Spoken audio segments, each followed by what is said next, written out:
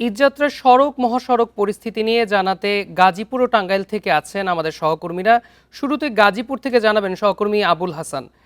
আবুল হাসান, চন্দ্রার ত্রিমোড় ঘিরে কবিরপুর থেকে কালিয়াকৈর পর্যন্ত 10 কিলোমিটার যানজট, গাড়ির দীর্ঘ সারি এখন কোন পর্যন্ত, মহাসড়কের এখনকার অবস্থা কি? রাতভর বৃষ্টিপাত হয়েছে এবং শেষ মুহূর্তে যারা পোশাক শ্রমিক ছিলেন তারা কিন্তু বাড়ি ফেরার জন্য একযোগে এসেছেন। ফলে রাস্তায় যেমন মানুষের চাপ বেড়েছে, অতিরিক্ত গাড়ির কিন্তু কয়েক গুণ বেড়েছে। ফলে চন্দ্র ত্রিমোড় এলাকায় কবিরপুর থেকে কালিয়াকৈর পর্যন্ত এবং চন্দ্রা থেকে শফিপুর পর্যন্ত যে এলাকাটি রয়েছে সেখানে গাড়ির অত্যন্ত ধীরগতি রয়েছে, অর্থাৎ থেমে থেমে যানজট হচ্ছে। এবং যাত্রীরা যেটি বলছেন যে এখানে পরিবহন সংকট রয়েছে। 200-র বেশি সার্ভিস ও ফিচারে লেনদেনের সব বিকাশ অ্যাপে সম্ভব। বাড়তি ভাড়া আদায় করা হচ্ছে কয়েক গুণভাবে এবং তারা এখন অনেকটাই পরিবহন শ্রমিকদের কাছে জিম্মি হয়ে পড়ছেন, এরকম দাবি কিন্তু এখানকার যাত্রীরা করছেন। তারা বলছেন যে রাতে বৃষ্টি হয়েছে এবং যারা যাত্রী ছিলেন অনেকেই কম অপেক্ষাকৃত ভাড়ায় ট্রাকে পিকআপে করে তারা শেষ মুহূর্তে বাড়ি পৌঁছেছেন এবং গন্তব্যে যাচ্ছেন।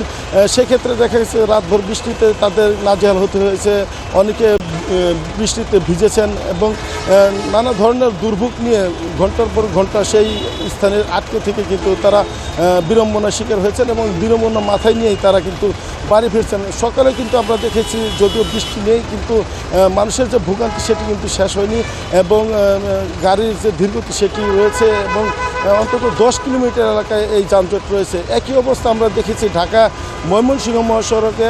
এখানে কিন্তু ভোগড়া বাইপাস থেকে তেলিপাড়া পর্যন্ত যে অংশটি রয়েছে, অর্থাৎ চান্দনা চৌরাস্তা কেন্দ্রিক যে জটলা সেটি কিন্তু রয়েছে এবং এখানে চান্দনা চৌরাস্তার যে উড়াল সেতুটি রয়েছে সেখানে কিন্তু গাড়ি একেবারেই থেমে আছে, গাড়ি কোনো দিকে নড়ছে না। ফলে মানুষ কিন্তু এক জায়গায় ঘন্টার পর ঘন্টা অপেক্ষায় থেকে তাদেরকে ভোগান্তিতে পড়তে হচ্ছে। যদিও বিভিন্ন স্থানে ট্রাফিক পুলিশ কাজ করছে, কিন্তু বিভিন্ন কারণে যেহেতু গতকাল বৃষ্টি হয়েছে রাস্তায় অনেক জায়গায় পানি জমে আছে, রাস্তা কর্দমাক্ত হয়ে পড়ছে। ফলে গাড়ির যে গতি সেটি কিন্তু অনেকটাই স্লো, ফলে চালকরাও কিন্তু স্বাভাবিক গতিতে গাড়ি চালাতে পারছেন না। এবং আরেকটি বিষয় বলে রাখি যে মহাসড়কে যে উল্টো পথে অটোরিকশা চলাচল সেটিও কিন্তু রয়েছে। ফলে বড় যে দূরপাল্লার গাড়িগুলো সেগুলো কিন্তু ঠিকমতো আগাতে পারছে না। যদিও এখন বিভিন্ন স্থানে ট্রাফিক পুলিশ রয়েছে, কিন্তু তারা আসলে কার্যত অসহায় অবস্থায় রয়েছে আমরা দেখতে পাচ্ছি। এই ছিল গাজীপুরের সড়ক পরিস্থিতি সর্বশেষ। আপনি আমাদের সাথেই থাকুন আবুল হাসান। এবার আমরা টাঙ্গাইল থেকে জানবো, আমাদের সহকর্মী মামুনুর রহমান আছে সেখানে। মামুন, রাতভর তো গাড়ির দীর্ঘ সারি, ঢাকা টাঙ্গাইল যমুনা সেতু মহাসড়কের পরিস্থিতি জানাবেন। গতকালকে বিকাল থেকে বৃষ্টি হচ্ছে, তখন বৃষ্টির কারণে গাড়িগুলি স্বাভাবিক গতিতে চলতে পারছে না।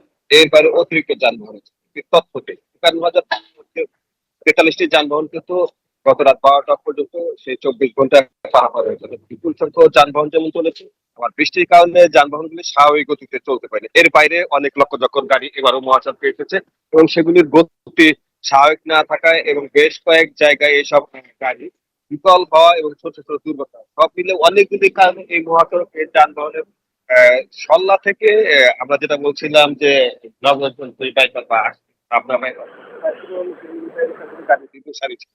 তবে আসার কথা হচ্ছে যে কিছু আইন শৃঙ্খলা রক্ষাকারী বাহিনীর তৎপরতা কিছুক্ষণ আগে যান চলাচল অনেকটাই স্বাভাবিক হয়ে আসছে। সল্লা থেকে গাড়ি আবার স্বাভাবিক গতিতে চলতে শুরু করছে, যে কারণে এখন যে গাড়ির আমরা যে জায়গাটাতে দাঁড়িয়ে আছি সেই জায়গাটাতে যানবাহনের চাপটা কম দেখা গেল।